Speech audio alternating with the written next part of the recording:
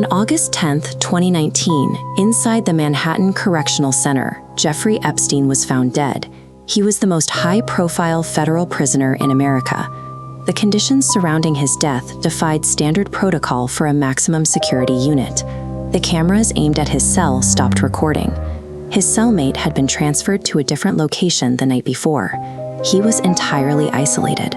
For 8 consecutive hours, guards Michael Thomas and Tova Noel failed to perform their mandatory checks. Instead, they slept and browsed the internet. Afterward, they signed the unit's official security logs, formally asserting they had monitored the prisoner.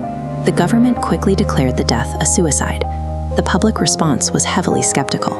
According to an Ipsos poll, 65% of Americans concluded the government was hiding information about exactly what happened in that cell. The official timeline of that night rests completely on logs that 2 indicted guards admitted to forging. The base layer of the government's explanation is built entirely on a lie. In May 2026, a federal judge unsealed a critical piece of evidence found inside his cell. It was a handwritten note that read, "It is a treat to be able to choose one's time to say goodbye." The handwriting was confirmed as his. The context remains completely ambiguous.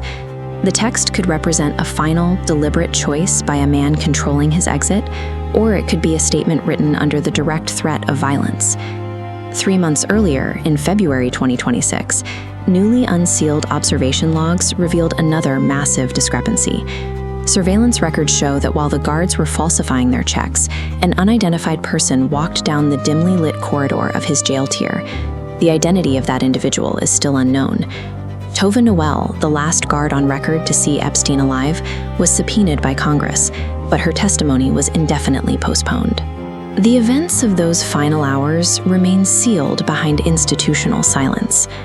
To understand how a prisoner achieves that level of institutional protection, we have to look back to 2007 in Florida, where the legal architecture shielding him was first constructed. Federal prosecutors had assembled a devastating criminal case against him. They drafted a 60-count indictment targeting a multi-year conspiracy involving the procurement and sex trafficking of minors. The U.S. Attorney for the Southern District of Florida, Alexander Acosta, stepped in. He bypassed standard procedure to negotiate a secretive non-prosecution agreement directly with Epstein's legal team. The victims were never notified. This visual scale shows the severity of the legal drop-off. On one side, 60 federal counts carrying a potential life sentence. On the other side, the actual punishment he received, 13 months in a county jail, which included work release 6 days a week. All 60 federal charges disappeared. Acosta was later appointed as the United States Secretary of Labor.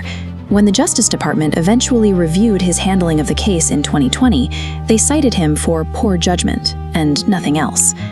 The 2007 agreement established an operational precedent.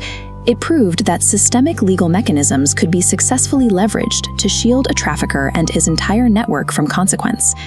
That same legal immunity held fast nearly 2 decades later. In January 2026, the House Oversight Committee pushed to question high-profile figures about their connections to the network. Hillary Clinton testified behind closed doors, denying any contact or visits to his properties. The following day, former President Bill Clinton testified for 6 hours, stating on the record, "I saw nothing, and I did nothing wrong." British authorities did make an arrest in February 2026. Prince Andrew was detained on suspicion of misconduct in public office after emails revealed he had forwarded confidential government trade reports directly to the financier. Yet, looking at the private compound of Little St. James, a clear contradiction emerges.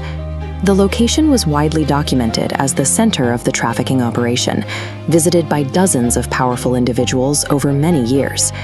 The international justice system pursued a royal for mishandling bureaucratic trade documents, while entirely refusing to charge a single visitor for the human trafficking that occurred on that island. In July 2025, the Department of Justice released a memo attempting to close the narrative. They concluded there was no credible evidence of blackmail against prominent individuals, and that no client list existed. This graphic illustrates the mathematical reality of the DOJ's claim. They acknowledged possessing a data pool of 6 million pages of evidence. However, exactly half of that pool, 3 million pages, immediately locked down, remaining classified and sealed from public view. Representative Ro Khanna and the House Oversight Committee directly disputed the DOJ's declaration of full compliance, issuing subpoenas for the remaining files. Inside that locked half of the data are highly specific assets, the unredacted names of 14 DEA investigation targets and 300 gigabytes of data seized from a Manhattan townhouse. The federal government's declaration of a closed investigation carries no weight when 3 million pages of physical evidence are actively being suppressed. There is one living person who knows the names, the visitors, and the complete operational history of the network. Ghislaine Maxwell sits in a Texas federal prison, and she has not said a word. Meanwhile, 18 survivors recently released a joint statement pointing out a grim reality. Their names and identifying information are continually exposed, while the men who abused them remain protected. The central question of August 10, 2019, remains completely unanswered. The physical evidence leaves two possibilities: a man manipulating his environment to control his own exit, or a facilitated elimination to protect a vast network of powerful clients. The Department of Justice officially considers the file complete, yet the missing footage, the locked servers, and the heavy redactions prove the containment effort is still active today. The truth is still waiting in the dark. Subscribe to Dark Dossier. The file is never closed.